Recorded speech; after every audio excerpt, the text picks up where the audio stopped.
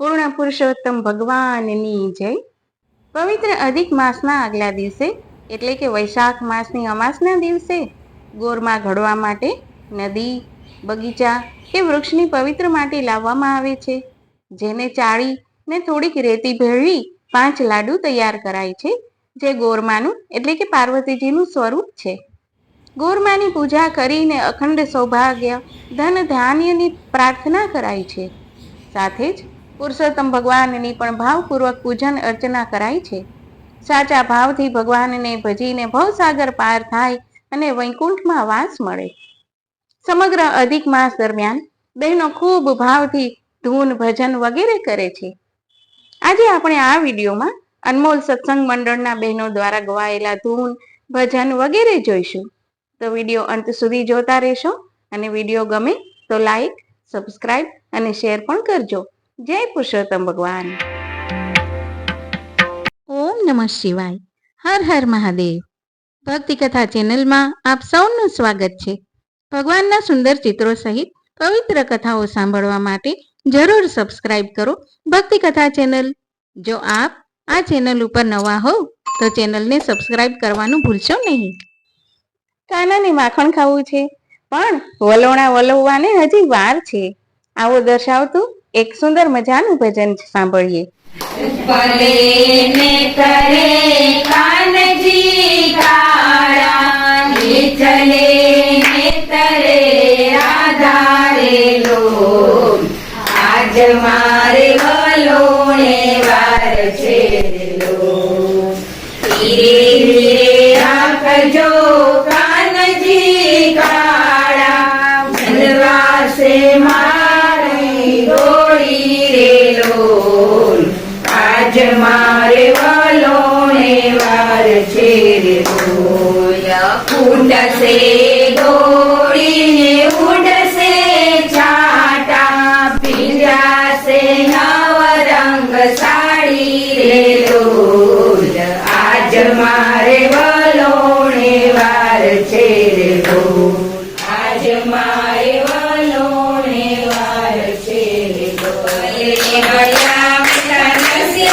સ્વામી પૂરણ કી જૈયા સારે લો. આજ મારે વલોણે વાર છે રે લો. આજ મારે વલોણે વાર છે રે લો. યમુનાના જળમાં રાધાજીનું ઝાંઝર જ્યારે ખોવાય છે ત્યારે શું પરિસ્થિતિ ઊભી થાય છે? ભગવાન તેને કેવી રીતે મેળવે છે અને રાધાજીને અર્પણ કરે છે? આ સુંદર મજાનું ગીત પુરુષોત્તમ મહિનામાં ગાયા વગર કેમ ચાલે?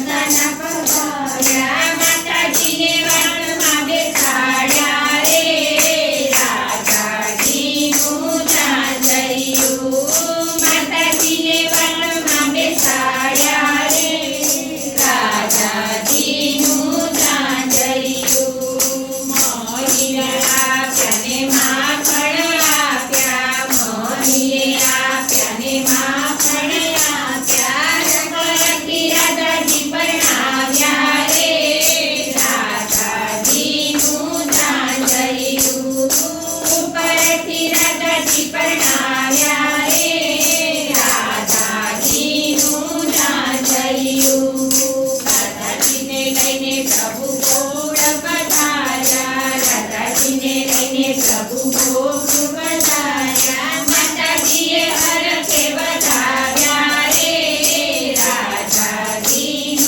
ચાંદલિયું માતાજીએ હરખે વધાવ્યા રે રાજાજીનું ચાંદલિયું રાજાજીનું ચાંદર જે કોઈ ગાશે રાજાજીનું ચાંદર જે કોઈ ગાશે રજમાં વાગેનો થાશે રે રાજાજીનું ચાંદલિયું રજમાં વાગેનો થાશે રે રાજાજીનું ચાંદલિયું સ્વયં પૂર્ણ પુરુષોત્તમ ભગવાનની ભક્તિ હોય અને રાસ ન હોય તેવું કેમ ચાલે?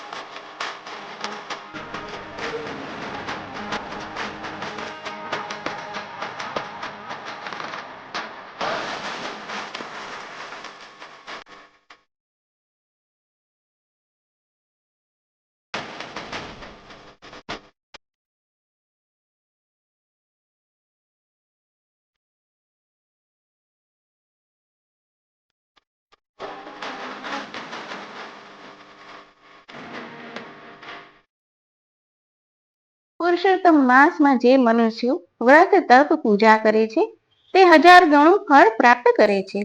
આ પુરુષોત્તમ માસના વ્રતથી તે જન્મ મરણ આદિ વ્યાધિ ઉપાધિના કષ્ટમાંથી મુક્ત થઈ સદાને માટે વૈકુંઠને પ્રાપ્ત કરે છે.